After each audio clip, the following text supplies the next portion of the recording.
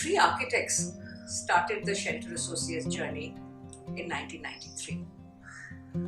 The three of us shared a common passion of working with the urban poor. We all wanted to make a difference in the quality of their life. And of course, when we started off, we thought we would get into better housing for them. And so when we stepped into the slums and started working with the urban poor, we realized that we knew very little about them. So we thought the city might probably know a little more about them.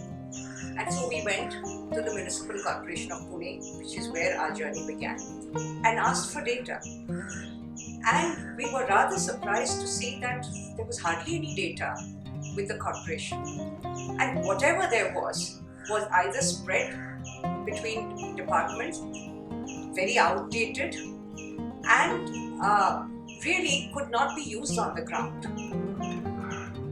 That got us thinking, because if you don't know enough about the ground situation, then how do you deliver any service? And by any service, we meant anything from a ration card to electricity, to water, to sanitation, to housing. So something that we had absolutely not anticipated that we would be getting into is what we had to start with. And that was creating good, usable, spatial data on the ground. Why spatial data? Because often statistical data is not adequate when you have to plan for a given environment. Spatial data really helped us understand where the toilets were needed, where the water stand posts were probably not adequate, who were the people, which were the families precisely on a given map who didn't have even a ration card to prove that they were valid citizens of a particular city. So what we did was very exciting. This was in the late 90s. For the first time, we decided to invest in creating data using GIS technologies, which was really new in the country. And this was something that really got us excited. So for the first time, we tailored a GIS software for mapping poverty. We were very lucky that in the early years, we got our big break, and that was in the city of Pune, where the city itself invited us to create this database in partnership with the urban poor, so that it would aid them also in providing services more realistically on the ground. So in 2001, we embarked on the first city census of slums in the city of Pune. It was a historical project because here we had a partnership, a very strong partnership which was going between us, the communities, as well as the Pune Municipal Corporation. Why did we engage the community in data collection? Because for us, collecting data is not a mechanical thing. It has to do with engaging the communities right from the outset. So in fact, I always say our community mobilization starts when we start doing data, getting them involved in creating this data. So co-creation of data for us is extremely important. So this partnership turned out to be a win-win partnership where we trained the communities to gather data. So when Shelter started out, we were just a team of social workers and architects.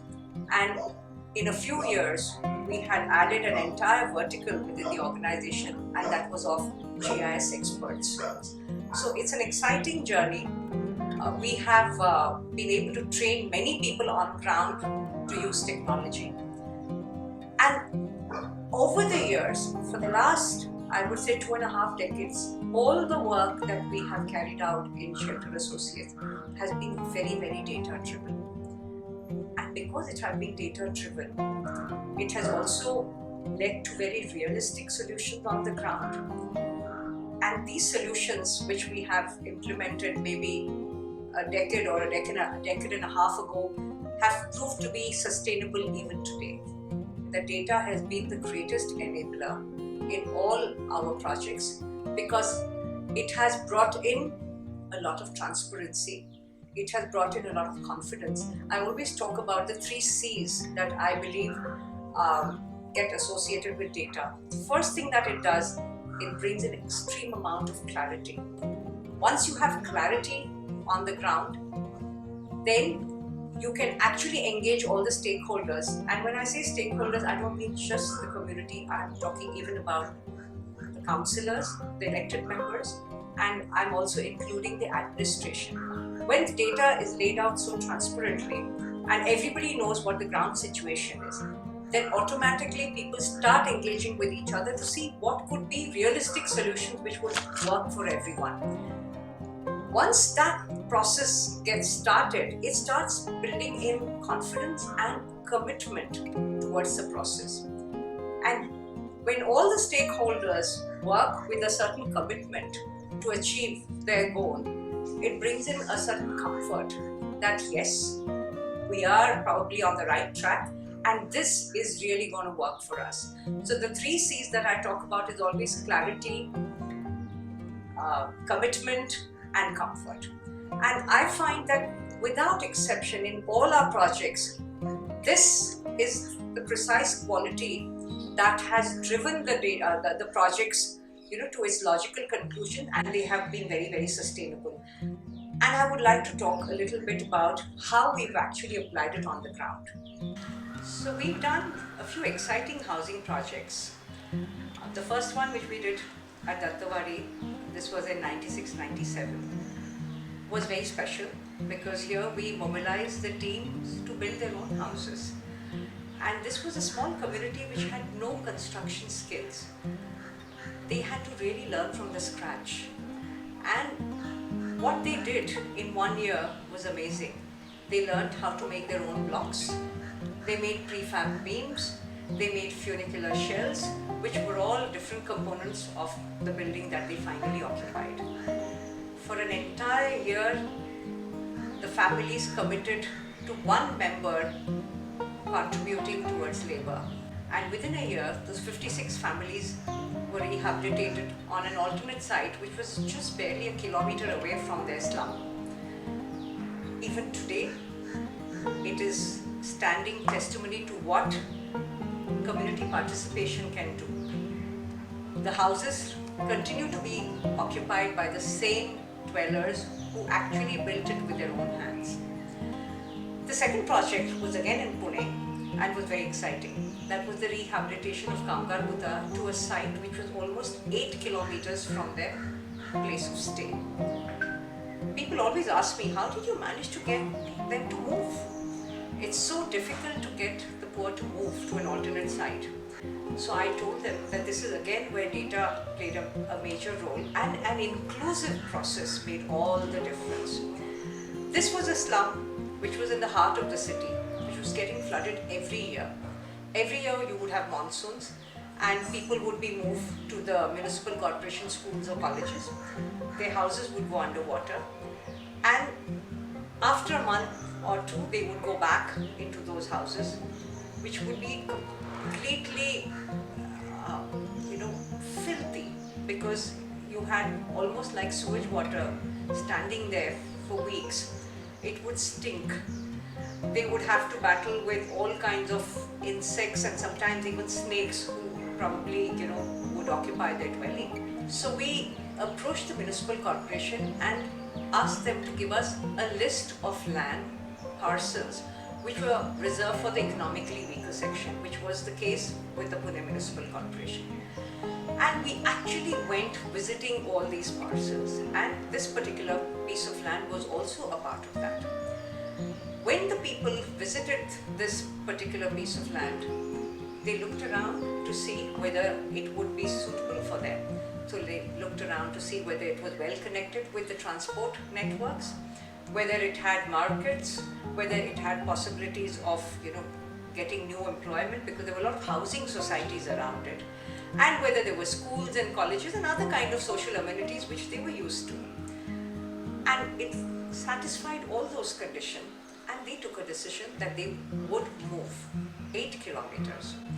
I still remember that the councillors at that time were very, very unhappy about it because they knew their vote bank would be moving. And so they tried to dissuade them by saying that, you know, most of you need to be very close to the railway track because there's so many waste pickers in this settlement who need to go and who pick waste in Lonavala, which is another municipality. But because data was something that they had gathered and they were on top of it, I remember in that meeting, one of the ladies who was a leader in the settlement, she got up and she said, we have data which showed that there are only 6 families out of 972 who go to Lonavala. So for the 6 families, should we all be spending the rest of our lives in water year after year? And he was completely speechless. So these are instances when data can actually give power to the people and help them negotiate for services much better. So data can be a great enabler and it can be a great tool for communities.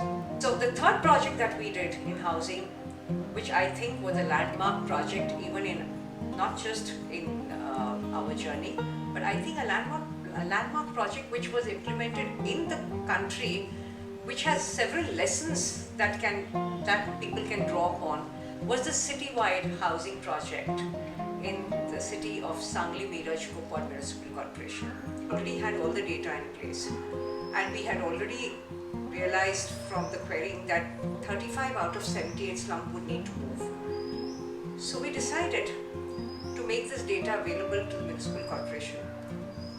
And I still remember many councillors were very taken aback because they'd never seen slum data spread out across the city at one shot. So they said for the first time we were seeing all our slums together in that particular snapshot that we presented. And when they saw that this was the situation which was likely to emerge in the years to come, where so many people would need to be relocated, they agreed that we should start planning for it right away. We also showed this to the slum dwellers of those different communities. And of course, it took a while for the message to sink. We were very, very clear that we didn't want people to move more than 2 to 3 kilometers from their current place of stay. And there were very good reasons for it. We had seen so many projects which had been implemented by the government fail completely because people were uprooted and thrown or flung, I would say, to the outskirts of the city where they would be cut off from transportation, and often because of that, the girl child was the worst impacted because she stopped going to school. Her education came to a standstill. A lot of people lost their jobs. Transportation can be so expensive and people had to spend a lot of money just getting to the place of work. And overall, it had a debilitating effect on their family life. So we were very, very clear that we didn't want this to happen. So then we looked at all the slums which were there across the city and picked up 7 settlements which were on government land. We said, why don't we redevelop this to a slightly higher density, which would end up creating extra housing stock apart from rehabilitating the existing slum dwellers. And that's how we went about it. We looked at the 7 pockets, worked out an entire design process with those communities and also involved the ones which would need to move. So these were very strategically selected so that we could absorb some of the slums which were around them, which were within the vicinity of 2 to 3 kilometers radius, and they could then come in and share that space with the existing slum, which was on government land. Of course, it was a tall task because just like people don't want to move, people don't want other people coming and living with them either. So we needed to do immense mobilization. We needed to build confidence in communities. It was a long process. There are no shortcuts to this. But it was well worth investing in them because once people really understand and accept it, once the acceptance is there, it paves way for a project which could really be sustainable, and that's precisely what happened. So I would say that this was a project which actually had all the stakeholders very intensively involved. We had the councillors involved, we had the administration involved. Every month, every 2 weeks in fact, the municipal commissioner would convene a meeting, which would be a review meeting, which would be attended by the community leaders, by the councillors, by the administration, the concerned officers. And as the project progressed, it helped to address all the roadblocks and overcome them. Community's participation is extremely important. And again, for this you need data. The data, if gathered sensitively, can really give you a very good insight into their way of living and their aspirations.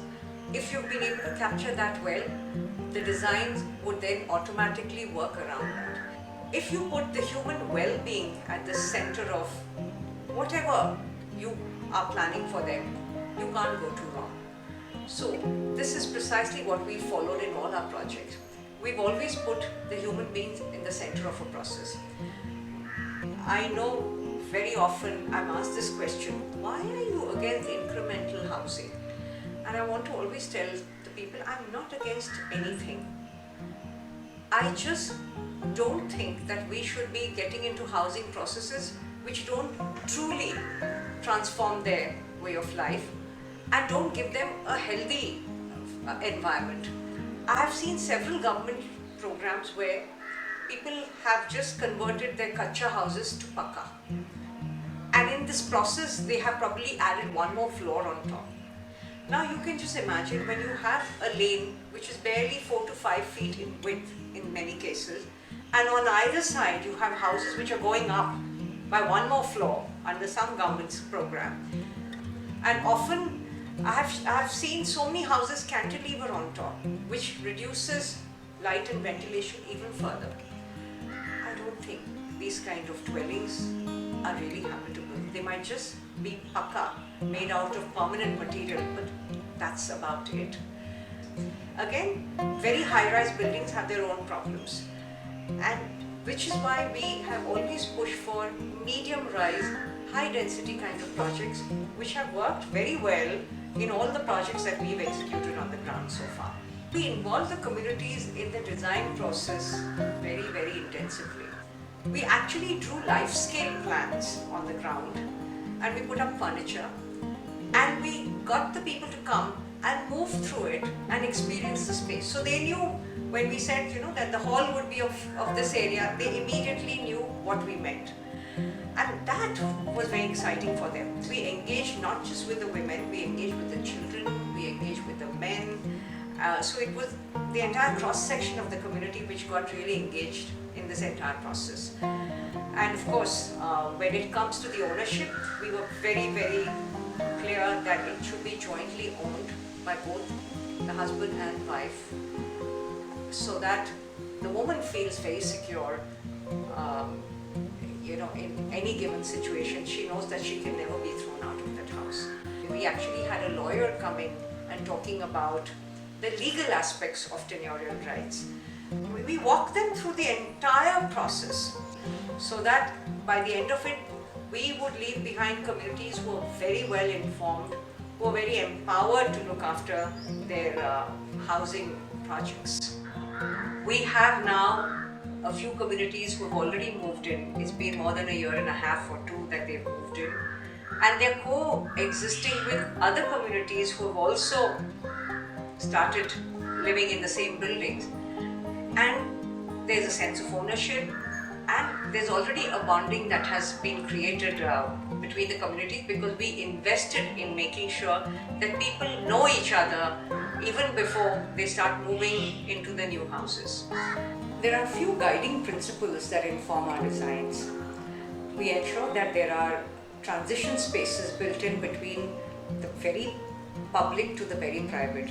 So when you start walking from a road which is very public, you enter into a courtyard which is maybe semi-public, you enter into a corridor space which is semi-private before you enter into a very private dwelling which is the tenement.